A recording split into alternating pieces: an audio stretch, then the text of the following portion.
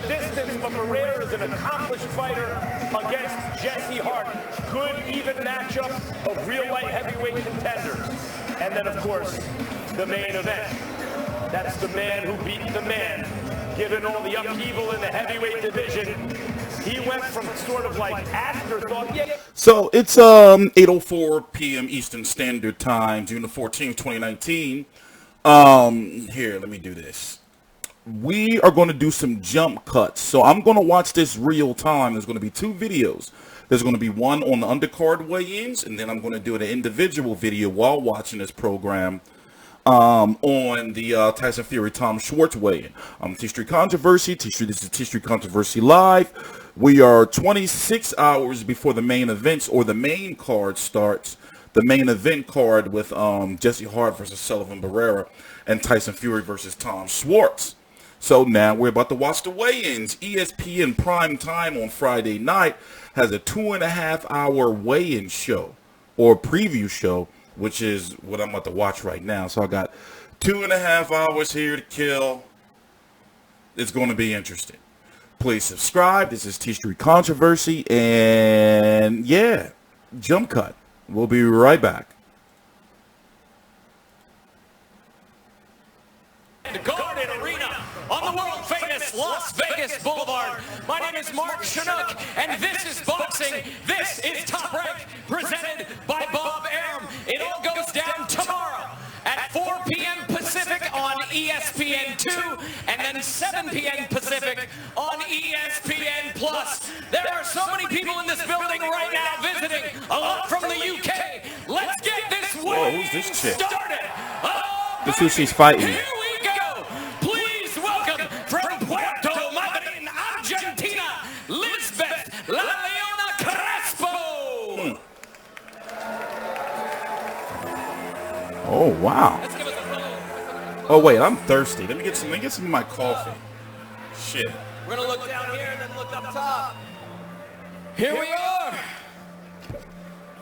131 even for Lizbeth. Is this a catchweight fight? They weighed in earlier, by the way. I'm not. Please welcome from Los Angeles, California, Mikaela.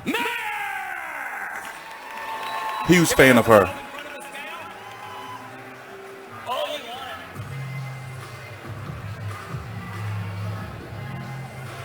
130.2 for Mayor. 130.2 for Mayor. Let's go down front for face-off, ladies. Right down front. Right down front.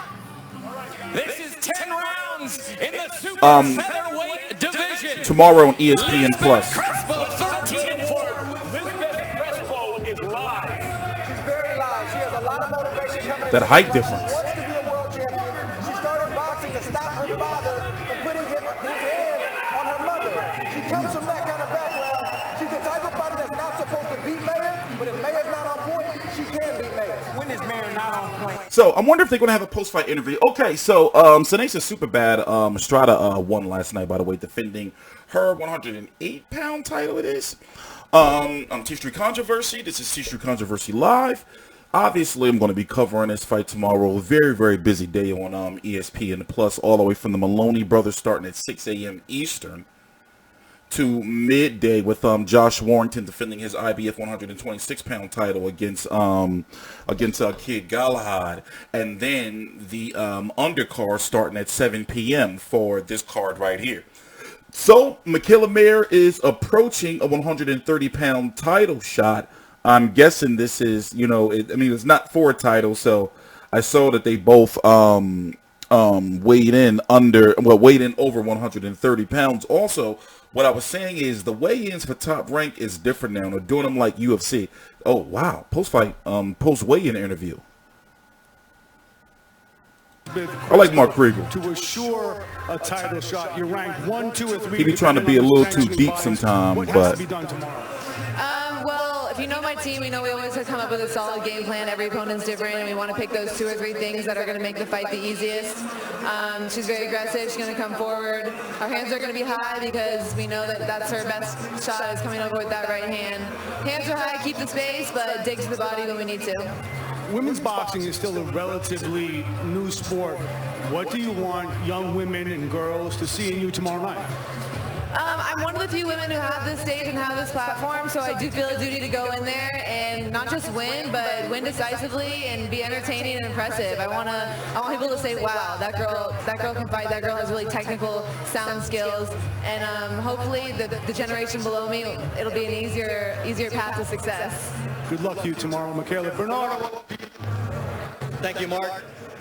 Lizbeth, Yeah, they're going all out. Good for you. I like this ESPN. ¿Qué significa para ti estar en este escenario peleando? Y para mí significa mucho, para mi currículum y para mi trayectoria y para mi provincia, significa un montón. Así que bueno, agradecida de estar peleando en este inmenso estadio, es lo máximo que un boxeador puede tocar, así que bueno, contentísima. I'm extremely proud and very happy to be fighting here at the MGM Grand Garden Arena. This place is historic. All the great fighters have fought here. I fight for myself, I fight for my family, and also for my province in Argentina, so I'm here to represent. What must you do to come away with a victory against a U.S. Olympian like Mikaela Mayer? Vienes de visitante. ¿Qué tienes que hacer arriba del ring para salir con la victoria ante una olímpica como Mikaela? Y como ustedes ya saben, tengo que noquear o si no dar batalla, pero aunque uno dé batalla, como los guerreros mexicanos, no te la dan, así que tengo que pegar fuerte y tratar de noquear. You already know I have to come in here and look for the knockout because I will be a warrior in the ring, but if I look back at all the Mexican warriors who have given great wars, even in this venue, you know that I cannot get a decision, so I will be looking for the knockout. Max, back to you. Thanks, Bernardo.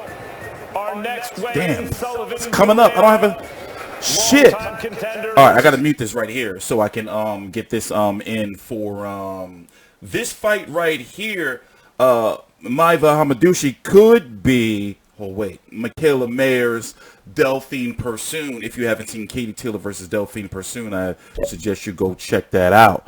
100 and, okay, well, here's the women's champions. My colleague has done a really good job doing his best to put together the rankings on our website, FightView360.com, for all the sanctioning bodies and the of women's boxing. The major was WBC, WBA, IBF, and WBL, but it is very, very difficult because they are not caught up. You know, they don't take women's boxing as seriously as they should.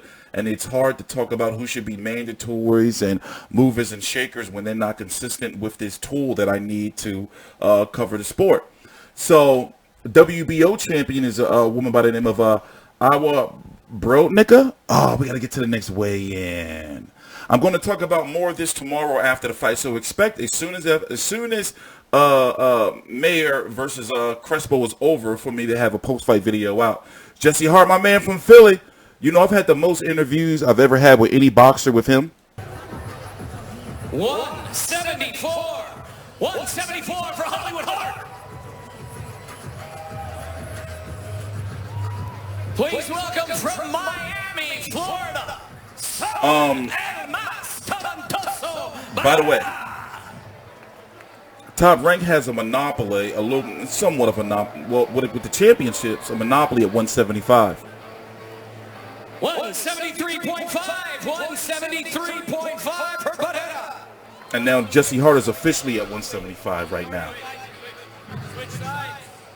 The winner of this will likely get Volstick, from my understanding.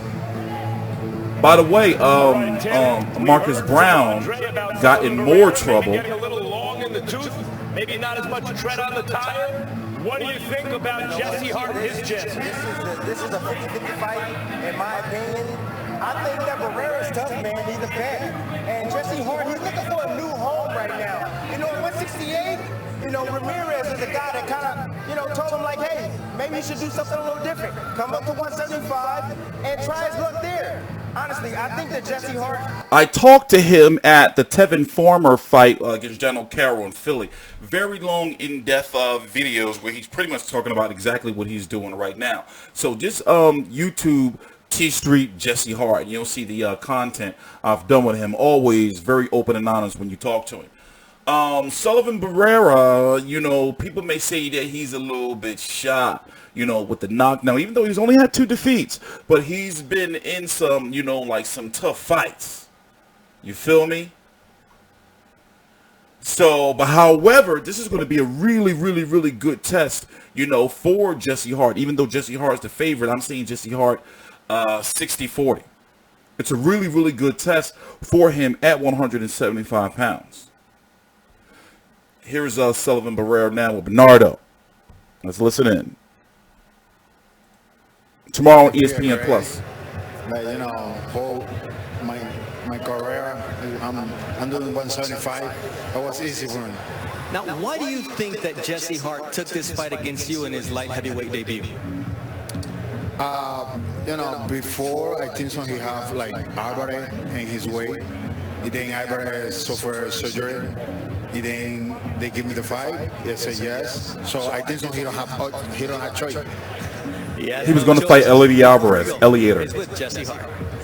Jesse, you're the skinniest big guy we ever saw, but in your maiden voyage in this division, why did you pick Sullivan Barrera, a big name? Because at the end of the day, that's all I want to do. I want to fight the big fights. I don't want to fight guys that I know I can get over on. I want to be a threat. After Ramirez, after Ramirez, I said, for me to get up for a challenge, it has to be a threat. And some type of threat involved, and Barrera poses that threat. Jesse, you were raised in this game by your father, Cyclone Hart. We're coming up on Father's Day.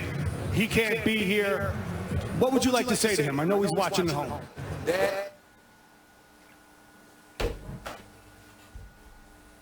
The sound went out on him giving a message to his pop. Oh my God. On their end, not mine. Wow. And here's your tail of the tape. Wow. And it went out when he was talking to Mikaela Mayer too. Whew. Bad business, ESPN. Bad business. So let's break down the 175-pound division. You got Alexander. Damn, they about to bring out Fury. You got Alexander Volzdik, who's the WBC champion. As you can see, Marcus Brown is right now the WBC and WBA #1 contender, if not mandatory. You have Anthony Yard and Kovalev, who's going to another purse bid June the 24th, and they're having some issues finding funding for that fight, but they got to get a deal done. So apparently something was going on with the Russian money because the fight's going to take place over there. Also, Kovalev's got some deep shit going on. I haven't done a video, you know, because they've been censoring my videos, like when I talk about that and the Jenny Susi situation. But he's got some deep shit going on, man, and that shit ain't cool. You know, I've been on her Instagram. There's been some little correspondence with Miss Pretty Pink Acres.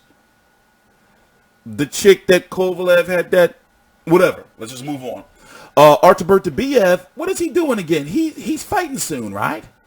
Remember, he was on the fast track, and then he had that issue with his promoter. He's 34 years old now. You know, he fought Hot Rod. Yeah, this was just last month. I covered this fight. So, yeah, remember, all these guys right here are top ranked now. Or over on that side with Volzdik, Bivol, Artur Beterbiev, Sergey Kovalev, Anthony Yard, because of his affiliation with BT Sport, Frank Warren. Marcus Brown is PBC. He's fighting Jean Pascal. What's that? August the 3rd on the undercard of Kwanowski versus Areola. You got Sullivan Barrera. That's the 175-pound division. Joshua Buatsi is moving up. Eliader Alvarez and Jesse Hart was supposed to fight tomorrow. It's supposed to be the co-feature to Fury versus Schwarz, but Eliader Alvarez got hurt. So expect for him, you know, he's definitely in the mix. I wouldn't be surprised if he comes back, you know, to maybe want to take, like, you know, a tune-up fight and then go straight for a Bivol or a Beterbiev. Now, right now, there is a bit of an unofficial 175-pound tournament going on, if you haven't noticed. Now, will we see an undisputed champion with the way things are looking? Like these, look, look, all these guys can fight each other now. No disrespect to Yvonne Michelle, but he was on some bullshit when he had Adonis Stevenson, Beterbiev, and Eliader Alvarez all not fighting each other. On TstreeT Controversy, this is TstreeT Controversy Live. We're going to be here tomorrow after these fights.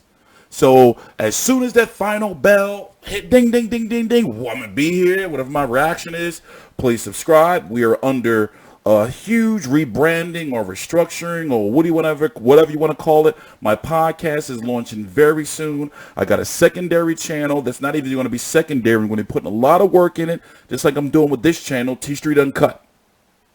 Please subscribe.